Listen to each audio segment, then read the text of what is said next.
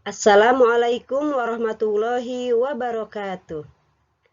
Alhamdulillah, anak soleh-soleha, jumpa kembali bersama Bu Guru. Semoga kalian selalu dalam keadaan sehat walafiat. Kali ini kita akan belajar mata pelajaran Sejarah Kebudayaan Islam yang akan mempelajari tentang Khalifah pertama Abu Bakar As-Siddiq. Tujuan pembelajarannya adalah yang pertama, siswa dapat menjelaskan pengangkatan Abu Bakar As-Siddiq menjadi khalifah. Yang kedua, siswa dapat menjelaskan kebijakan-kebijakan Khalifah Abu Bakar As-Siddiq. Pengangkatan Abu Bakar As-Siddiq menjadi khalifah pada tahun 11 sampai 13 Hijriah atau 632 sampai 634 Masehi. Setelah Rasulullah Shallallahu Alaihi Wasallam wafat pada tahun 11 Hijriah, terjadi perbedaan pendapat antara kaum Ansor dan Muhajirin tentang pengangkatan khalifah.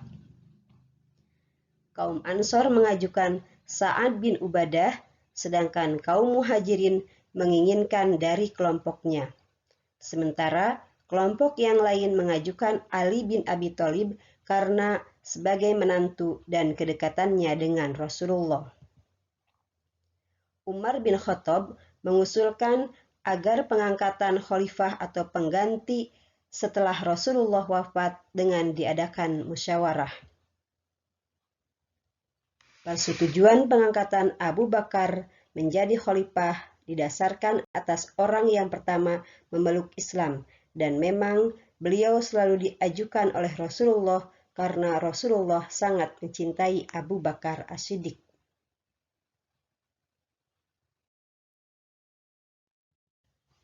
Langkah-langkah kebijakan Khalifah Abu Bakar As-Siddiq. Yang pertama adalah menghadapi gerakan riddah atau pindah agama. Berita wafatnya Rasulullah Shallallahu Alaihi Wasallam sudah menyebar ke seluruh jazirah Arab. Banyak kabilah-kabilah Arab yang memanfaatkan wafatnya Rasulullah untuk lari dari agama Islam, terutama mereka yang imannya lemah. Golongan-golongan pembelot tersebut dapat dikelompokkan menjadi 3 kelompok. Yang pertama adalah golongan orang-orang murtad. Yang kedua, golongan orang-orang yang tidak mau membayar zakat. Dan yang ketiga adalah golongan orang-orang yang mengaku sebagai nabi palsu. Orang-orang yang mengaku sebagai nabi palsu diantaranya yaitu yang pertama, Tulaihah al-Asadi. Tulaihah al-Asadi ini merupakan tukang sihir. Ajarannya adalah menghapus kewajiban zakat. Berikutnya adalah Musailamah al-Kadzab. Merupakan tokoh cendekiawan dan terpandang dalam lingkungan suku besar Hanifah yang mendiami Yamamah. Untuk memperkuat barisannya, Musailamah kemudian menikah dengan Saja'ah binti Al-Haris, seorang wanita dari suku Tamim yang juga mengaku sebagai nabi palsu. Kemudian, panglima besar Islam yaitu Khalid bin Walid yang diberi gelar Saifullah atau pedang Allah berhasil menumpas para nabi palsu tersebut. Dan Musailamah al-Kadzab akhirnya tewas di tangan Wahsy. Perlu anak-anak ketahui bahwa Wahsy sebelum masuk Islam, dia adalah yang berhasil melemparkan tombak kepada paman Rasulullah yaitu Hamzah bin Abdul Muthalib hingga wafat.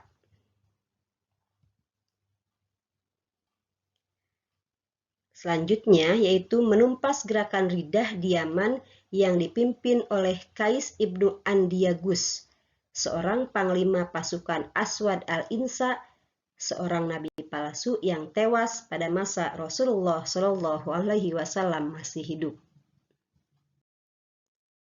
Kebijakan Khalifah Abu Bakar As-Siddiq selanjutnya yaitu melanjutkan pengiriman pasukan Usamah. Ketika Rasulullah Shallallahu Alaihi Wasallam masih hidup, beliau membentuk pasukan menuju perbatasan Syria. Panglima pasukan diserahkan kepada Usamah ibnu Zaid, seorang pemuda yang berusia 20 tahun. Ketika pasukan Usamah sedang beristirahat di Jurfa, sekitar 3 mil dari Madinah, mendengar kabar bahwa Rasulullah sakit. Kemudian pasukan Usamah kembali lagi ke Madinah. Nah, pada masa Khalifah Abu Bakar As-Siddiq ini melanjutkan kembali pengiriman pasukan Usamah yang bertujuan adalah untuk menuntut balas atas tindakan yang dilakukan oleh Raja Ghassan yang sudah membunuh utusan yang dikirim oleh Rasulullah. Kerajaan Ghassan ini terletak di belahan utara Madinah yang berpusat di Damaskus. Akhirnya, selama kurang lebih 40 hari, pasukan Usamah berhasil menghancurkan dan menghalau pasukan musuh. Dampak positif dari pengiriman pasukan Usamah ini adalah menimbulkan rasa takut Kaisar Heraklius. Ia menyaksikan betapa kaum muslimin memiliki kekuatan pasukan yang sangat besar. Kebijakan khalifah yang ketiga adalah perluasan wilayah. Yang pertama, menghadapi Imperium Parsi. Khalifah Abu Bakar menugaskan Panglima Khalid bin Walid menuju lembah Mesopotamia Imperium Parsi. Adapun tujuan pasukan ini adalah merebut Bandar Tua Ubulla yang dipertahankan oleh pasukan Parsi di bawah pimpinan Harmaz yang dibantu oleh Panglima Kafad dan Anus Hajan.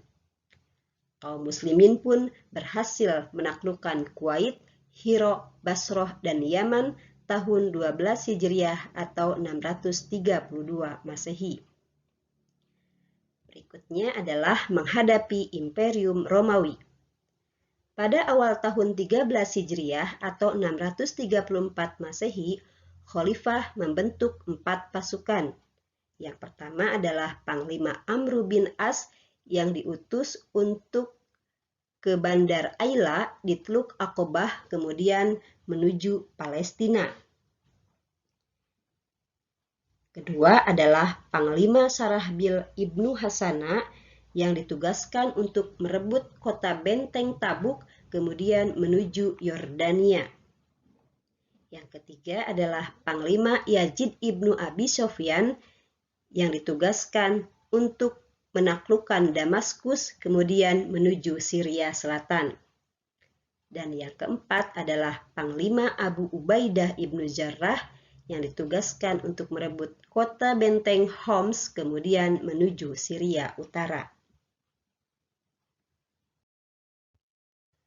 Kebijakan khalifah berikutnya adalah mengumpulkan dan membukukan Al-Quran. Ketika dalam peperangan melawan kaum murtad, para sahabat Nabi dan penghafal Al-Quran banyak sekali yang gugur menjadi pahlawan syahid. Keadaan ini mendorong Umar bin Khattab dalam memikirkan pembukuan Al-Quran. Umar bin Khattab kemudian mengajukan usulannya kepada Khalifah Abu Bakar As-Siddiq. Lalu beliau pun menerima usulan tersebut. Abu Bakar menugaskan Zaid bin Sabit agar meneliti dan membukukan Al-Quran.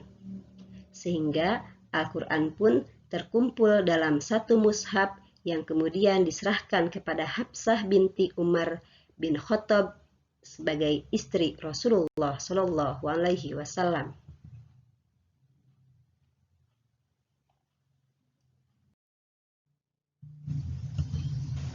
Wafatnya sang khalifah pertama. Sebelum wafat, Abu Bakar As-Siddiq mengusulkan dan berwasiat agar Umar bin Khattab diangkat menjadi khalifah yang kedua. Beliau juga meninggalkan unta dan selembar tikar kepada putrinya Ummul Mukminin agar menyerahkannya kepada Umar bin Khattab. Abu Bakar wafat pada usia 63 tahun tanggal 23 Jumadil Akhir tahun 13 Hijriah atau bertepatan dengan bulan Agustus 634 Masehi, dan kemudian dimakamkan di samping Rasulullah Shallallahu Alaihi Wasallam.